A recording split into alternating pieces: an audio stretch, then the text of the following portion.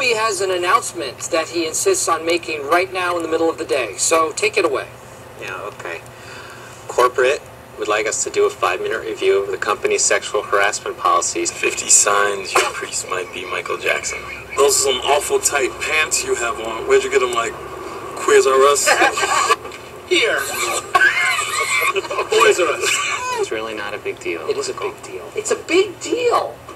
What are we supposed to do? Scrutinize every little thing we say and do all day? You need to, hide that. Good thing you don't have a lot of business to start with. I saw it.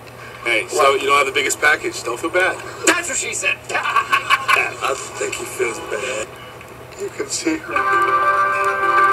It's fake. How do you know? She wouldn't do that. She's a senator. I wish you luck, Toby. I really do. But you are going to have a mutiny on you. Unfortunately, sexual harassment is much more serious. Sexual harassment in the workplace is in violation of Title VII of the Civil Rights Act of 1964. Sexual harassment is unwanted sexual advances or visual, verbal, or physical conduct of sexual nature. There are actually two forms of sexual harassment.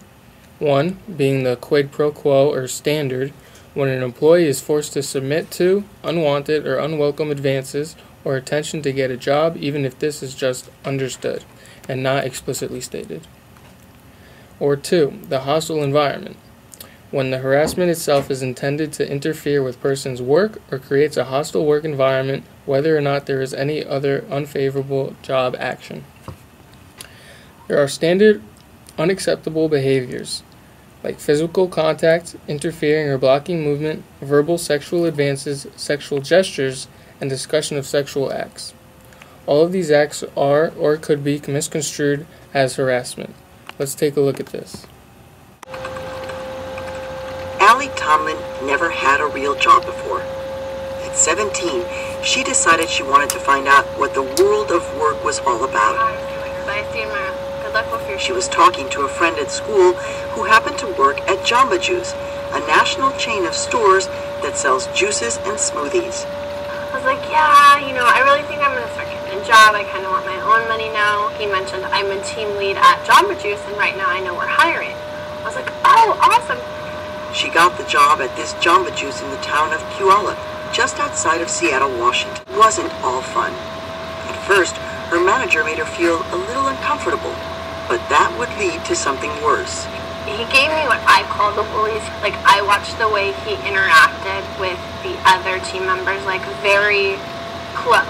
And when he talked to you, he needed to be here. He needed to set his hand on your shoulder. And I was like, that's weird. So I just did my best to kind of stay away from him. So at what point did it go from a manager giving you the willies to a manager who was then trying to harass you? It was a series of steps.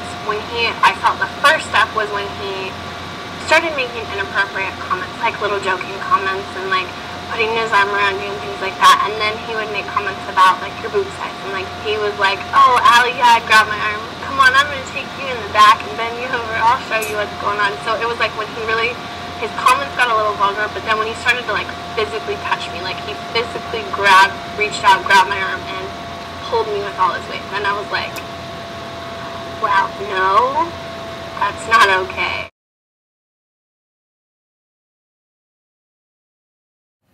I have some other examples of sexual harassment in the workplace with people that you wouldn't expect these people to be doing such things. The first one is Bill Clinton and Monica Lewinsky. Bill Clinton was impeached because he was said to have sexual relations with a White House intern at the Oval Office. This case shows that sexual harassment happens at all levels of jobs. It involved the President of the United States, a man who you would never think be involved in such a thing. Another example, this one is about Brett Favre, who was a very well-known quarterback in the National Football League, with relations he had with an ex-New York Jets employee. Brett Favre was sued by an ex-Jet employee for supposedly sending her text messages of inappropriate parts of his body. The woman was very uncomfortable after receiving these pictures and felt harassed. She went on to sue Favre. This harassment case tarnished Brett Favre's 20-year NFL career, and he had to pay over $50,000 in fines. My last example is about Lieutenant General Claudia Kennedy in the United States Army. Claudia Kennedy was the Army's highest-ranking female official. Even with her rank being so high, she experienced harassment from a male officer.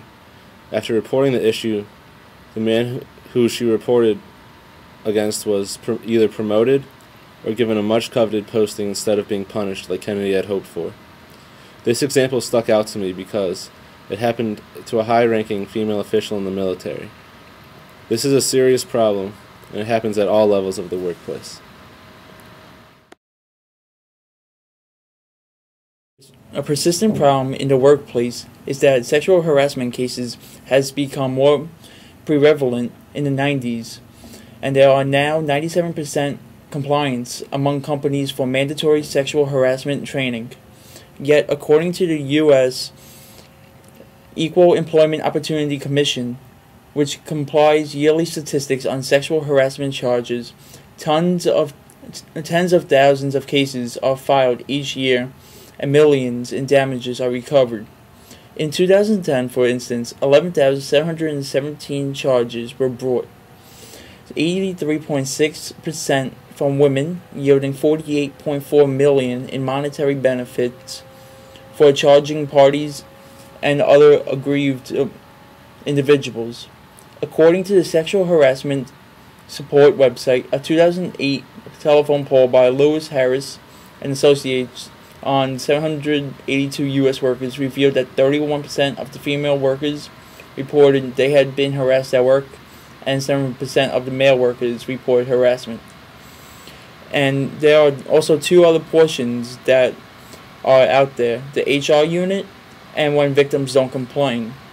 The HR unit, key roles in sexual harassment are giving expert advice and guidance in each center on harassment and discrimination, and providing guidance to communities investigating sexual harassment complaints.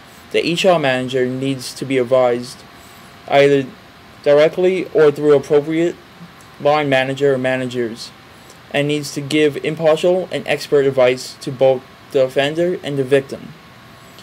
When victims don't complain, they usually blame themselves for the situation. They are ashamed for the incidents that have occurred and are unaware that they have the right to be treated with respect. And they also fear that the risks of retribution may outweigh the benefits of filing an official complaint.